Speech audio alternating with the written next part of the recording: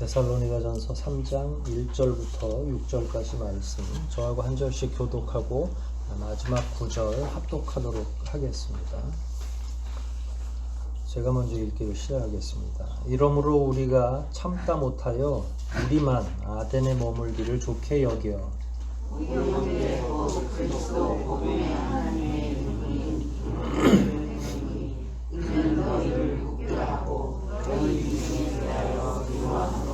누구든지 이 여러 환난 중에 요동치 않게 하려 함이라. 우리로 이것을 당하게 세우신 주를 너희가 친히 알리라.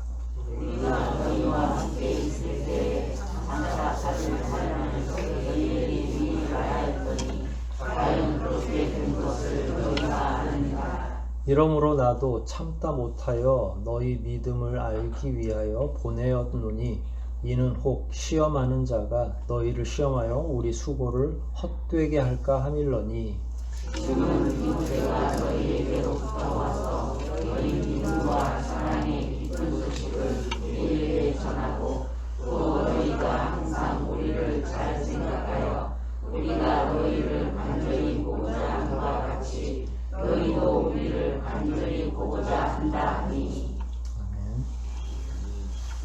6절이 지금 우리가 읽은 성경으로는 이완으로 다음 구절을 읽어야 종료형이 되는데, 새 번역이나 영어 번역은 그냥 마지막에 간절히 보고자 한다 뭐 이렇게 그냥 점을 딱 찍은 거예요. 그래서 6절까지 이렇게 잘라서 읽어도 상관이 없죠. 우리 성경으로 지금 우리가 읽는 개역 성경으로는 뭐 뒤에 더 말이 있는 것 같은데 이렇게 볼 수가 있습니다. 오늘 본문 가운데 2번 반복된 말이 있죠. 혹시 찾아내셨나요? 1절과 5절에 있습니다. 네, 참다만 아니라 그 뒤에 참다 못하여. 네. 이거는 사실은 감정적인 언어죠. 자기의 감정을 드러낸 용어죠. 어떤 감정을 드러낸 것 같아요, 바울의?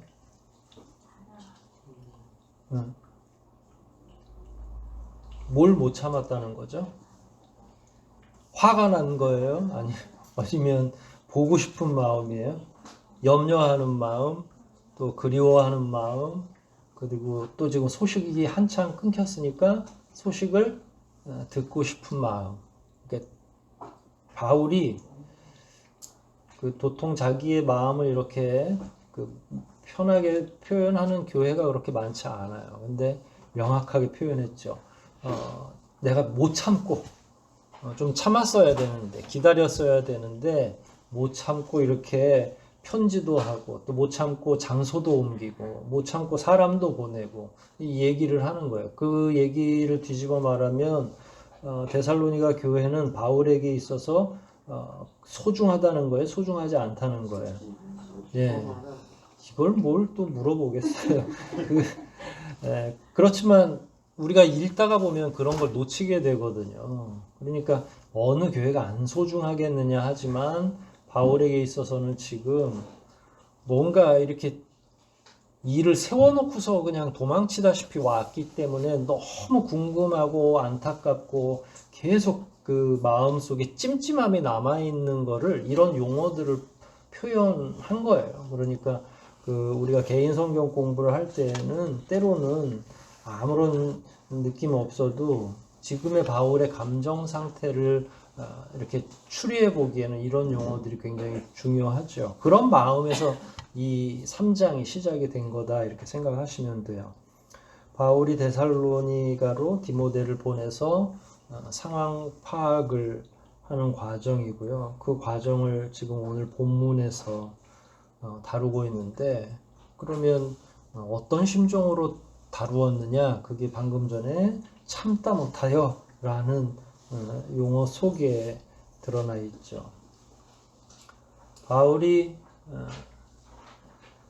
데살로니가 교회에서 3주 정도 머물다가 어디로 넘어갔다고 그랬죠? 베레아로 넘어갔다고 그랬어요. 그리고 오늘은 어디로 갔다고 그랬어요? 1절에 아테네 이렇게 했죠. 왜 그렇게 급박하게 넘어갔어야 된다고 그랬죠? 누가 쫓아왔어요? 계속? 누가 방해하죠? 유대인들이 계속 쫓아오는 거죠. 저는 예전에 그 베레아 교회들을 향해서 베레아 교회는 다른 지역보다 굉장히 이렇게 신사적이다 이렇게 말을 하고 말씀을 사모한다 이렇게 이야기를 하길래 어떤 상황이었나 해보면 지금 다시 지금의 제 생각으로 보면 데살로니가에서 하도 유대인들이 극성스럽게 하니까 베레아는 상대적으로 바울에게 있어서 굉장히 수월한 지역이었던 거예요. 그러니까 글로 옮겼을 때 아유 베레아는 좀 할만하구만 이런 생각을 가지고 복음을 증거했던 내용이 사도행전 17장에 보면 베레아는 굉장히 신사적이다 이렇게 표현이 된 것이 아닌가. 그런데 베레아까지 누가 쫓아와요? 네, 또 유대인들이 쫓아와요. 그래서 또 어디로 도망간 거라고요?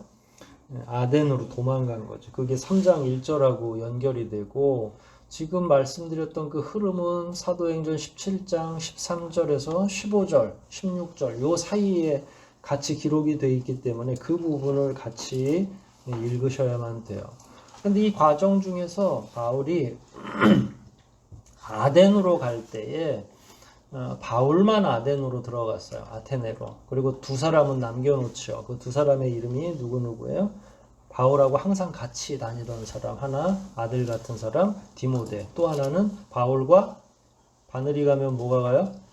실이 가죠. 네, 바울과 실라. 네, 이 두 사람, 그러니까 디모데하고 실라는 베레아에 남겨놓고 온 거예요. 그러니까 급박한 상황 때문이기도 하고 그 전임 사역지였던 데살로니가에서 한 번에 3명이 다 빠지니까 바울이 생각할 때 아유 누구나 한 사람 좀 남아서 수습을 할 걸. 왜냐면 유대인들이 노리는 건 내 생명이지. 바울 말고 그 디모데와 실라는 아직 그렇게 막 유명한 그 사명자도 아니고 그리고 유대인들에게 공적 이루는 바울이지 다른 사람이 아니니까 그들을 남겨놨으면 좋았을 거라는 아쉬움이 있다가 이제 베레아에서 그 아덴으로 넘어갈 때는 실제로 그래 그럼 나만 일단은 거처를 옮겨 도망갈 테니까 너희는 한두 주라도 좀 더 있었으면 좋겠어 라고 하고 남겨놓고 바울만 아테네로 들어간 거예요. 아테네로 들어가 보니까 이게 참 바울은 사실은 목회자이면서 공부를 많이 한 사람이기 때문에 이제 그런 면에서는 굉장히 지혜롭고 하지만 주변에서 도와주는 일종의 협력 사역자들이 없으면 또 일을 잘 못하는 거예요. 누가 옆에서 편지도 그만큼 이제 경무가 시달리고 있는 거죠. 경무가 기다리고 있는 거죠. 왜냐면 가르치기도 해야 되고 성도도 관리해야 되고 그래서 막상 또 혼자 가보니까 힘에 부치는 거예요. 바울이 가가지고 놓은 게 아니라 사도행전의 17장 이후를 보면 아덴으로 들어가서 아레오바고라고 하는 그 광장들이 시장 겸 광장 뭐 이런 데가 있는데 거기는 맨날 논쟁이 벌어지는데 철학자들이 그 도포자락처럼 긴 거 입고 어슬렁어슬렁 거리고 유유자적하게 철학에 관해서 이야기하고 신들에 관해서 이야기하고 그러니까 바울이 거기 가가지고 맨날 뭘 했냐면 예수 복음을 증거한 거예요. 그 광장에 가서 그 사람들은 생전 듣도 보도 못한 예수 복음을 전했을 때 사람들이 또 엄청 질문을 할 거 아니에요. 왜냐면 자기들이 생각하고 있는 신화적 세계관하고 완전히 다른 얘기를 하고 있고 자기네는 신이 엄청나게 많은데 바울이 말하는 건 유일신 사상이고 유일신이라고 하면서 또 삼위일체라고 하기도 하고 그러니까 질문이 얼마나 많겠어요. 근데 그것도 감당하기 혼자서는 힘든 거죠. 그런데 또 마음속에는 지금 아덴에서 사역을 하고 있긴 하지만 또 어디가 또 궁금해요? 베레아도 궁금하고 데살로니가도 더 궁금하고 막 이러니까 표현이 좀 그렇습니다만은 사역자 입장 미치겠는 거예요. 자기 혼자서 막 이것저것 감당하고 여기저기 거를 다 궁금해하고 상상이 가요 사실은 그런 환경 자체가. 그래서 어떻게 해요? 누구를 오라고 그럽니까? 바울과 실라를 오라고 하는 거죠. 여기로 와서 나를 좀 도왔으면 좋겠다. 내가 처음에 생각할 땐 남아서 수습하는 게 좋을 줄 알았는데 여기 와서 보니까 또 여기도 만만치가 않고 지금 우리가 여러 곳에 전도하고 왔는데 거기 그 지역에 수습하는 것도 쉽지 않겠구나 라고 요청을 하는 거죠. 그래서 결국은 베레아에 있던 디모데와 실라가 아덴으로 합류하게 되는 거죠. 합류해서 제일 먼저 상의한 내용이 디모데를 파견하는 거였어요. 바울이 사실은 아덴에 처음에 계속 머물렀던 이유 중에 하나가 오늘 3장 1절 보면 우리가 참다 못하여 우리만 아덴에 머물기를 좋게 여겨 이렇게 했고요. 이제 기다리겠다는 얘기거든요. 그러니까 아덴에 계속 머무는 게 그 당시에는 이제 타겟이 분명히 되고 누군가 자기를 또 쫓아오고 위험에 직면하게 될 수도 있음에도 불구하고 유대인들이 끈질기게 계속 추적하는 것이 한동안 조금 더 이렇게 늦춰진 것 같은 느낌을 바울이 받았던 것 같아요. 그래서 한숨 돌릴 그런 의도도 있고 그 지역에서 복음을 좀 편하게 증거했으면 좋겠다라는 거예요. 왜냐하면 아테네가 아까 말씀드린 것처럼 우상의 지역이에요. 여러분 올림픽이 제일 먼저 1회 올림픽이 열렸던 게 아테네 올림픽이라고 보통 그러는데 그게 사실은 예전에 신들에게 제사했던 과정, 그래서 막 여사제들이 와서 불 붙여주는 거는 지금도 그대로 전형대로 보관하고 있거든요. 그러니까 그런 우상이 있는 그리스 로마 신화의 중심지가 어디라고요? 아테네였다, 아덴이었다라고 하는 거예요. 그런데 이게 제 추측입니다만은 바울 같은 성격에 그리고 바울 같은 많은 학문을 이룬 사람들은 그런 우상이 막 드글드글하는 지역이 굉장히 매력적일 수 있어요. 그러니까 우리 같이 이게 우리라고 다 하면 안 되겠죠. 이게 저같이 겁이 많은 사람은 그런 지역은 좀 안 가고 좀 편한 지역에 예를 들어서 미리 좀 복음도 좀 전파가 되어 있고 이런 지역에를 가고 싶어 하지 우상이 막 너무 심한 섬마을로 가가지고 만약에 저한테 전도하라고 그러면 질에 겁이 확 날 것 같아요. 그런데 바울은 사상체질을 연구하는 사람들도 바울의 성격은 외형적이라고 표현을 하고 하여간 성격이 굉장히 외형적인 사람일 거다 이렇게 추측을 하면서 그런데다가 자기가 예수 그리스도의 복음에 대한 확신이 있으니까 한번 붙어보자라는 마음이 있는 거예요. 그러니까 여기 아테네라고 하는 지역 자체는 과연 거기 가서 전도할 수 있을까라는 생각도 들지만 바울에게 있어서는 좋네. 여기 가면 많은 우상을 섬기는 사람들하고 마음껏 한번 붙어볼 수 있고 그리고 자기는 자신이 있는 거예요. 그 자신이 어디서 왔는가 이렇게 생각해 보면 그동안에 자기가 접했던 그리스 로마의 철학이나 신학은 사람의 사상으로 왔는데 자기가 받은 예수에 대한 복음은 어디로부터 온 거예요? 그냥 신으로부터 온 거예요. 그건 자기가 직접 들었잖아요. 다메섹 도상에서. 이것 이상의 확신은 사람에게 없거든요. 그야말로 요한이 내가 본 바요, 손으로 만진 바요 이렇게 표현하는 이유도 그런 거거든요. 아니 본인들이 예수를 남에게 전해들어서 그랬대나 어쨌대나 이러면 사실은 싸움하기가 쫄리거든요. 왜냐하면 자기도 명확하게 체험한 게 아니기 때문에. 그런데 바울은 어떤 체험을 했어요? 누구를 만났어요? 예수님도 만나고 광야에서 3년 동안이나 아라비아 광야에서 3년 동안이나 묵상하고 하면서 성경에 대한 통찰을 쫙 가지고 온 거니까 성경은 눈을 감고도 읊을 정도였는데 성령이 충만하니까 그 상태에서는 누구랑 붙어도 괜찮겠다는 자신감이 있고 더군다나 이렇게 우상이 드글드글하면 반대로 구원받아야 될 자가 많다고 생각하는 거죠. 왜냐하면 여기는 건지면 다 어장이라고 생각을 하는 거예요. 그러니까 보는 관점이 저 같은 사람하고는 완전히 다른 거죠. 우리는 겁쟁이라서 그런 데 가서 어떻게 해야지 돌 맞아 죽는 건 아닐까 하는데 바울 입장에서는 여기는 잡을 물고기가 굉장히 많구나 이렇게 생각을 하는 거죠. 그래서 거기서 머물기도 하고 그런데 또 하나는 거기가 데살로니가로부터 그렇게 멀리 떨어져 있지 않아요. 그러니까 데살로니가로부터 뭐 한 2, 3일 정도면 닿을 수 있는 그 정도 거리인 거예요. 우리나라 지도를 보면 한 대전 조금 더 내려가는 요 정도의 거리인 것 같아요. 그러니까 거기를 더 내려가서 저기 전라도 어디까지 가면 이거는 소식 전화 듣기가 어렵죠. 그러니까 평택, 안성 요 정도 되면 어떻게든 힘만 내기만 하면 한 2, 3일이면 갔다 올 수 있는 그런 거리니까 데살로니가로부터 더 떨어져서도 안 되겠다라고 하는 거죠. 우상이 아무리 심한 곳이라도 대화가 가능한 거죠. 그래서 바울은 사도행전에 보면 시간만 나면 아레오가고 광장에 가서 사람들하고 복음 토론을 한 거죠.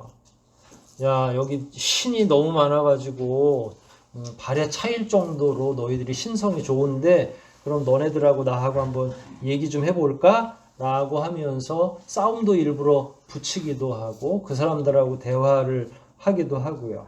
그러면서도 또 궁금은 하니까 디모데를 이제 보내기로 작정을 한 거죠. 근데 왜 본인이 안 가고 디모데를 보냈죠? 지난주에 무슨 본문이 있었어요? 몇 번 가려고 그랬다고요? 2번 정도 가고 싶었는데 어떻게 막혔어요? 사단이 자꾸. 근데 그 사단은 영으로만 생각할 게 아니라 사단이 누군가를 통해서 역사하잖아요. 그러니까 유대인들이 길목을 막고 있다거나 그러면 사실은 얼굴도 너무 많이 알려져 있고 유대인들에게는 바울이 공적 1호니까 본인이 가서 괜히 교인들 잘못 만나면 자기 죽는 건 괜찮은데 바울하고 연루되면 어떻게 돼요? 교인들도 굉장히 어려움에 처하겠죠. 그래서 이제 바울은 어렵지만 아직까지 잘 알려지지 않은 디모데를 한번 보내는 게 좋겠다라고 생각을 한 거죠. 어떤 목적으로 보냈을까요? 2절과 3절을 좀 연결해서 읽으시면 돼요. 바울을 보낼 때 어떤 마음이었는지 읽어볼게요. 그냥 우리 형제 곧 그리스도 복음의 하나님의 일꾼인 디모데를 보내노니 왜냐하면 1. 너희를 굳게 하고 믿음에 대하여 위로함으로 3번째 누구든지 여러 환난 중에 요동치 않게 하려 함이라. 그러니까 3가지 믿음을 굳게 하고 2번째로 격려하고 3번째로 박해 중에 흔들리지 않게 하려고. 디모데는 그냥 놀러 여행 삼아 간 게 아니라 사명을 가지고 간 거죠. 사실은 뭐 바울만이 아니라 모든 목자들이 이런 심정을 가지고 있겠죠. 만약에 목회자가 여러분들의 상황이 궁금하다면 왜 궁금하겠어요? 물론 직장도 잘 다니는 것도 궁금할 것이고 경제적인 문제나 가정적인 문제가 있는지 없는지도 궁금하겠지만 목회자에게 있어서 가장 궁금한 건 뭐예요? 여러분들의 믿음 생활인 거예요. 처음에 코로나가 터지고 나서 제일 제가 고민을 많이 하고 대면 예배를 못 드리니까 아이고 이거 어떡하지? 이 상황에서 믿음이 계속 유지될 수 있을까? 청년들은 어떻게 하지? 청년들은 이거 주일날 이렇게 쉬어보면 제가 마약은 안 해봤지만 이게 아주 마약 같은 거거든요. 난 11시에 가만히 집에서 따뜻하게 있는 게 좋아요? 나빠요? 싫지 않죠? 네, 온라인 예배로 드릴 때도 또 그냥 이불 무릎까지 다 쓰고 드리니까 뭐 그리고 또 배고프면 간식도 먹으면서 설교 듣기도 하고 여기 와서 만약에 그러면 저한테 막 경을 칠 일이지만 집에서 얼마나 그러니까 속으로 다 보이는 거예요. 여러분들은 저를 텔레비전으로 볼 수 있지만 저는 마음속으로 보는 거죠. 이게 정장 입고서 저 텔레비전 앞에 앉을 권사님 몇 분은 제가 이게 눈에 있는데 나머지 분들은 반쯤 저 로마인들이 그 자세 취하거든요. 반쯤 누워가지고 저를 옆으로 보실 분들도 계시고 청년들 가운데는 또 애기 있는 집은 어떻겠어요? 아이고 속으로 제가 이게 뭐가 되겠나 온라인으로 예배드리고 교우랑 교제한다는 게 진짜 가능하기가 어렵겠구나. 그러면 저도 정신을 차려야 되지만 누가 정신을 잘 차려야 돼요? 성도들이 정말로 자기의 믿음에 대해서 중요하게 생각하지 않으면 온라인으로는 불가능하겠구나라는 거예요. 그래 저도 계속 그게 고민이었던 거예요. 우리 성도들의 믿음이 더 떨어지는 건 아닌가. 교회 옮긴다는 생각은 안 했어요. 왜냐하면 남의 교회도 지금 다 못 가니까. 보통 목사들이 제일 어렵게 생각하는 게 뭐냐면 교회를 옮기는 거잖아요. 내 교회 성도가 저기 다른 교회 싫다고 옮기는 건 되게 마음이 부담이 되는데, 뭐 저쪽 교회도 문 닫고 다 지금 문 닫았는데 뭐 어딜 가도 비슷한데 그거는 염려가 안 되는데, 아이고 이거 뭐 몇 주 있다가 만났다가 믿음은 다 사라지고. 근데 그러면서 또 하나님이 깨닫게 해주시더라고요. 믿음이 됐든 건강이 됐든 사람들이 공동체를 그리워하는 건 믿음 때문에 그런 거예요. 사실은 친분 관계도 있지만 함께 예배하고 설교를 듣고 싶고 하는 그 마음이 사실 믿음의 가장 밑바닥이거든요. 저는 그런 면들을 우리 교우들에게서 보이지 않게 확인을 하고 있는 중이죠. 얼마나 안타깝겠어요. 목사만 안타까운 게 아니라 집에서 텔레비전 멍하니 보면서 설교를 듣는 그 입장도 굉장히 힘든 걸 알게 되는 거죠. 그럼 하나님께서 이들에게 분명히 또 다른 힘을 주시지 않겠느냐. 이런 게 사실은 목회자가 계속 고민했던 거예요. 바울도 역시 그들의 믿음이 강해지는 거예요. 사실 믿음만 강건하면 나머지 문제들은 뭐 대소사가 발생해도 괜찮아요.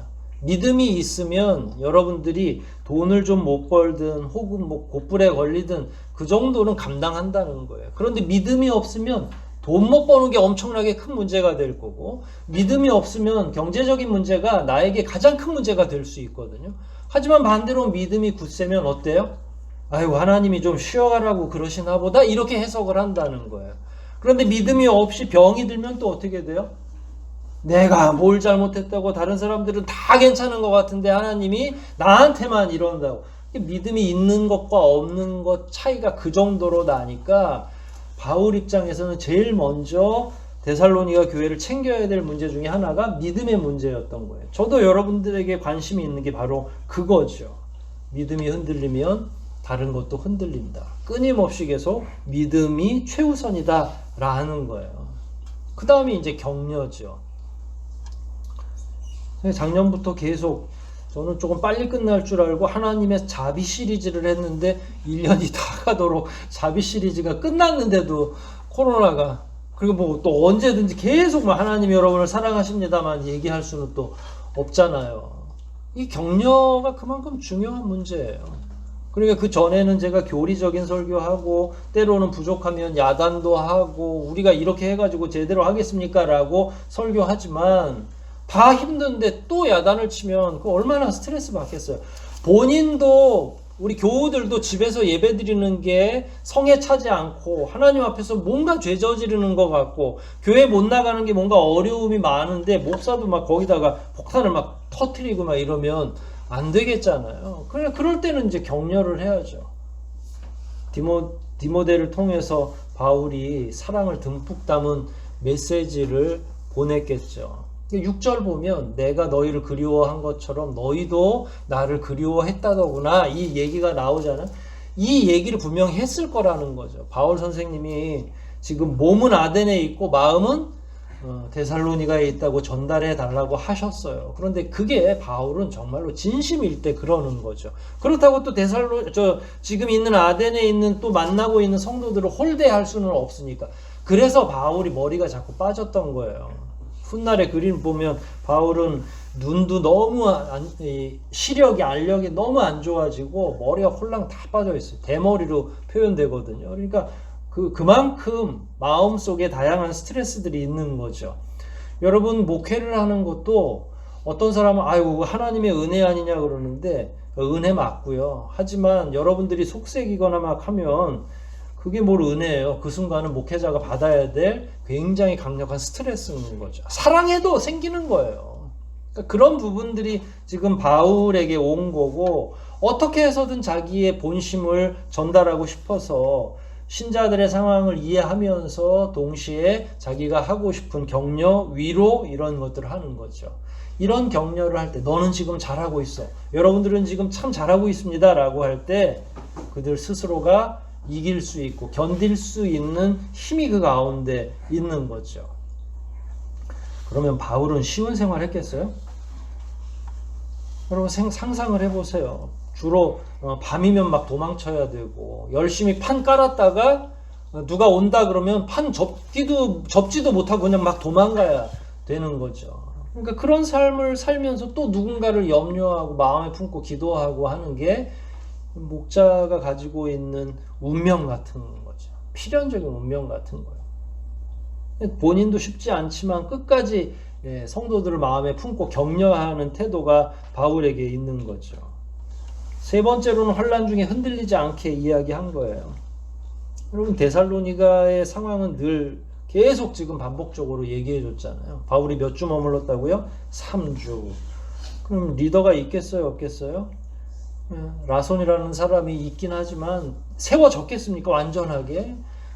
지식은 그렇게 많지 않고 현실적인 지도자가 부재한 거죠. 그리고 거기가 원래 유대인들이 또 괴롭히기도 하고 그런 가운데 복음을 일테면 복음이 그 전부터 있어가지고 뭐 소개를 받았다면 모르겠는데 처음으로 바울을 통해서 이교도 사이에서 믿음을 갖기 시작한 거죠. 그러면서 주변에서 이제 그 전에는 불과 몇 주 사이만 해도 자기들이 그냥 로마의 시민으로 살아갈 때에는 어떤 압박도 고난도 없었어요. 왜냐하면 자기들이 시민권을 가지고 있었기 때문에 권세를 가지고 살았단 말이에요. 그런데 이제는 그런 것들이 종교적인 문제로 인해서 핍박으로 다가오기 시작을 하는 거죠. 그런데다가 유대인들처럼 물려받은 신앙도 아니에요. 그러니까 다신 사회에서 유일신으로 변화한다는 건 엄청난 세계관의 변화이면서 동시에 이전까지 자기가 성장해서 어른이 될 때까지 한 번도 유일신 사상이 없었던 거예요. 그런데 갑자기 예수를 소개받았는데 갑자기 소개받은 것 치고는 너무 뜨거우니까 그 마음이 성령께서 역사하시니까 거절할 수가 없는 거죠. 그리고 그게 진리고 그게 진실이라는 사실을 알고 나니까 아 이게 맞구나. 근데 그 대신에 핍박이 엄청나게 몰려오는 거죠. 여기서 느껴지는 이 현실적인 이게 우리 청년들 현타라고 보통 이야기해요. 이런 게 딱 오게 되면 갈피를 못 잡는 거죠. 그래서 바울이 격려하고 또 환난 중에 흔들리지 않게 하려고 끊임없이 계속 애를 썼던 거예요. 바울은 이런 상황 그리고 자기가 당하는 고난과 더불어서 자기가 가르쳤던 교회의 교우들도 역시 한 패거리로 오인되어서 당할 고난이 있다는 사실을 너무 잘 알고 있어서 오늘 본문 4절에 보면 미리미리 얘기를 했어요. 어떤 걸 예견을 했던 거예요? 우리가 너희와 함께 있을 때에 뭐에 대해서 얘기했다고요? 장차 받을 환난을. 근데 그게 언제 온 거예요? 바울이 떠나고 나서. 3장 5절을 보면 뭐 이렇게 쭉 이야기를 다양하게 하고 뭐 이런저런 얘기를 하지만 그냥 요약하자면 환란이 왔을 때 무너질까봐, 환란이 왔을 때 지금까지 가르쳤던 모든 것들이 물거품 될까봐 이걸 바울이 염려하는 거죠. 복음의 씨앗을 뿌렸는데 돌짝밭에도 떨어지고 또 가시덤불 사이에도 떨어지고 길거리에 막 떨어져서 새가 또 쪼아가기도 하고 그 씨앗 하나가 땅속에 잘 박혀서 싹을 틔우고 열매를 맺는 것까지 엄청나게 어려운데 거기다가 햇볕도 쨍쨍 쬐고 또 며칠 있다가는 막 엄청난 폭풍우가 일어나니까 이런 상황에서 잘 자라겠느냐 너무나 어려운 고민을 바울이 하고 있는 거죠. 모든 그동안의 믿음의 과정이 물거품되고 영생을 얻는다는 건 불가능한 거죠. 이런 고민은 조금 전에 말씀드린 것처럼 목자의 필연적인 운명 같은 의무예요. 자기가 가르치고 세워야 할 신자들을 마음속에 품고 끊임없이 계속 기도해야 되는 일, 더욱 굳세게 하는 일. 이건 한순간도 게을리할 수 없는 문제죠. 이 말씀은 사실은 목사들이 잘 들어야 한다 이렇게 생각하실 수 있지만 기독교는 제자도의 원리가 있어요. 그러니까 저에게는 여러분들이 제자일 수 있지만 사실 여러분도 교사로서 어린 영혼들을 가르치기도 하고 가정에서는 누가 여러분들의 제자예요? 자기 자녀들이 제자가 되는 거죠. 사실은 바울의 이 마음은 이제 저도 엄청나게 많이 가져야 되지만 여러분들도 가져야 되는 거예요. 신앙을 전수해야죠. 격려해야죠. 흔들리지 않게 그들을 붙잡아 줘야죠. 여러분들과 제가 감당해야 될 일들이 이렇게 많이 있습니다. 평신도들도 이 짐을 져야만 되는 거죠. 본인이 전도한 자들이 있죠. 가족 말고 1차적으로는 그 사람들을 위해서 여러분들이 바울처럼 늘 노심초사해야 되는 거예요. 내가 복음의 씨앗을 뿌렸던 그 사람들은 지금 믿음 생활 잘하고 있나요? 그걸 생각해 보는 거예요. 여러분들이 전도했던 김아무개, 박아무개 그런 사람들은 지금 교회 생활 잘하고 있나요? 한 사람 한 사람 머리에 떠올리면서 기도하는 거죠. 그게 목자적인 의무라는 거예요. 그럼 여러분들의 가족은 어때요? 여러분들이 가장 애타하고 애달파하는 여러분들의 가족들이 있을 거잖아요. 그 믿음 생활 지금 잘하고 있나요? 아이고 나이를 먹으니까 내 아이들뿐만 아니라 그 아이들이 또 누구를 또 하나씩 달고 와요? 손자, 손녀, 또 며느리까지 달고 오죠. 가장의 의무, 영적인 가장의 의무라는 게 이렇게 무섭고 두려운 일이에요. 요즘에 그냥 젊은이들은 뭐 사랑한다 하면 결혼하는 줄 아는데 결혼의 의무 가운데 신앙의 유지하고 신앙의 전수가 엄청나게 기독교 가정에서는 중요하고 크거든요.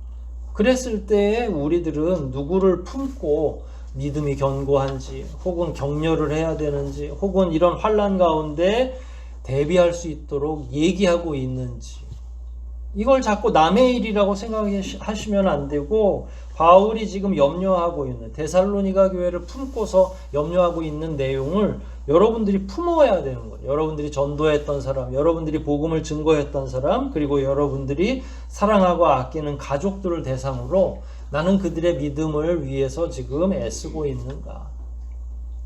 그들이 환난을 대비하도록 열심히 옆에서 기도하고 후원하고 있는가? 그들을 이런 어려움 가운데서 격려하고 위로하고 있는가? 라고 하는 것.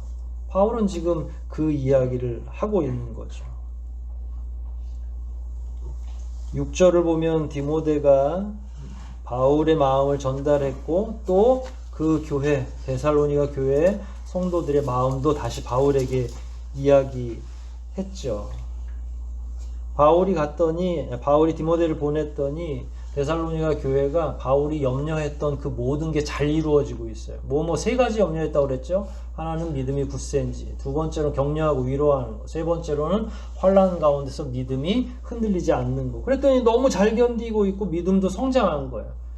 환경으로 보면 현실적인 지도자도 없고 거기에 장로나 사도가 세워진 것도 아니고 그럼에도 불구하고 열심히 한 거죠. 그리고 바울의 그리움도 잘 전달을 했어요. 바울이 여러분 보기를 너무 간절히 원하고 있습니다. 그랬더니 그들 역시도 바울을 그리워하고 있다고 이야기하죠. 그러면서 교회가 더욱 든든히 세워져요. 여기에 보이지 않는 비결이 하나가 있는 거예요. 그게 늘 몇 주째 말씀드리고 있는 위대하신 하나님이 하시는 일이죠. 바울과 교우들 사이에서의 교제와 또 교류하는 것만 중요한 것이 아니라 상상컨대 하나님 없이 일하면 어떻게 되겠어요? 바울이 아무리 열심히 목숨 걸고 가르쳐줘도 무효가 되는 거죠. 꽝이 되는 거예요. 아무리 뽑아도 좋은 게 뽑히는 게 아니라 하나님이 안 계시면 바울의 열정으로 불가능하다는 거예요. 하나님이 안 계시면 교우들이 아무리 바울과 관계를 잘 갖고 귀담아 듣고 또 그걸 실천한다 하더라도 그리 오래 가지 않아요. 사람끼리의 만남과 교제는 무엇인가 가로막히기 시작하면 시간이 지나고 한계치에 다다르면 중단되게 돼 있어요. 그렇지 않습니까? See of out 하면 mind of out이라고 그랬어요. 그러니까 눈에서 멀어지면 마음에서도 멀어진다. 바울도 지금 그것 때문에 더 염려하는 건데 신앙 안에서도 그런데 더 중요한 건 하나님 안에서 이 관계가 유지돼야 된다는 거죠. 그러니까 저하고 여러분들이 자꾸 안 될 것 같아, 못할 것 같아 라고 하는 건 누구를 보면 안 되냐면 나만 보면 안 되는 거예요. 나는 도저히 안 될 것 같은데. 여러분들이 누군가를 마음에 품고 기도하고 누군가의 믿음이 생기기를 간절히 마음속에 바람이 있다면, 누군가를 전도해야 되겠는데 잘 안 된다라고 생각하면서 낙심할 때는 그게 하나님이 그 가운데 안 계시기 때문에 낙심이 되는 거예요. 근데 원래 영혼을 구원하는 일은 누구의 일이에요? 원래 우리 일이 아니에요. 하나님이 우리한테 위임을 시킨 거죠. 가서 전파하라라고 하나님이 우리에게 위임해서 위임받은 거예요. 그 일의 원래 주체는 누구라고요? 세상 영혼을 구원하는 건 하나님의 목적이었던 거예요. 그러니까 사실은 우리는 위임받은 자로서 알았어요. 갈게요. 그리고 가기만 하면 돼. 요나처럼. 그리고 심지어 기계적으로 일해도 또 누가 역사하면 그냥 놀면서 전도해도 전도가 된다니까요. 역사가 다 증명하고 있잖아요. 그런데 바울과 데살로니가 교회는 놀지도 않았어. 하나님의 개입도 엄청나게 열정적이신데 거기다가 바울도 목숨 다 바치듯이 일했고 청중들도 그 설교를 듣고 교육을 받는 데살로니가의 청중들도 최선을 다해서 들으려고 안 될 까닭이 없잖아요. 사실은 하나님이 시작하면 바울이 슬리퍼 끌고 다니면서 천천히 해도 된다고요. 그런데 열정까지 더해졌으니까 이 교회가 안 세워진다고 하는 건 그게 더 이상한 거죠. 그렇지 않습니까? 저하고 여러분이 누군가를 마음에 품었다면 그 다음에 우리가 기도해야 될 건 하나님이 함께 하시기를 기도하는 거죠. 하나님, 제가 기도하고 있는 저 전도 대상자를 하나님이 마음에 품어주십시오. 그때는 언제인지 몰라요. 여러분들이 전도하자마자 뒤집힐 수도 있지만 여러분들이 5년, 10년씩 공을 들여도 그 후에 될 수도 있거든요. 다만 하나님이 함께 하시면 못하실 일이 없고 모든 게 가능하다는 거예요. 여러분 보세요. 바울이 엄청나게 많은 의구심을 가지고 데살로니가 교회를 염려했어요. 그래서 누굴 보냈다고요? 디모데를 보냈죠. 그러면 디모데가 가서 그걸 정리를 해가지고 데살로니가가 다시 살아난 거예요? 아니면 가기도 전에 잘 돼 있는 거예요? 가기도 전에 잘 되고 있었다는 거예요. 그건 누가 하고 계시다는 증표죠? 하나님께서 먼저 가신 거죠. 친히 위로하고 친히 공급해 주셨다는 거예요. 저하고 여러분의 삶은 어떻습니까? 지난 2년 동안에 우리의 시간도 유사하죠. 어려움도 많고 염려도 많고 어떤 가족들은 코로나에 걸렸다가 다시 살아나기도 하고. 근데 우리 열정, 우리가 소박하게 기도해서 지금까지 잘 온 거라고 혹시 생각하고 계시나요? 여러분들이 이토록 건강하게 또 이토록 함께 예배할 수 있도록 된 게 여러분들이 잘해서라고 혹시 생각하시는 분 계신가요? 저는 그렇다고 생각하지 않아요. 우리는 손 놓고 있었죠, 사실. 기껏해야 일주일에 한 번 영상 예배 드린 건데 그걸로 잘했다고 하면 우린 참 비양심적이죠. 그럼에도 불구하고 하나님이 다시 만나게 하셨고 다행히게도 모든 사람들이 건강했다면 그건 누가 일하신 거예요? 하나님. 그래서 때로는 저는 우리들의 기도 중에 하나님 어디 계십니까? 좀 보여주세요 라고 말하지만 우리의 뒤를 돌아보면 하나님이 안 계신 적이 없었잖아요. 하나님이 여러분들을 보살펴 주셨고 하나님이 여러분들을 건강하게 도와주셨고 하나님이 여러분들의 가정을 지켜주셨잖아요.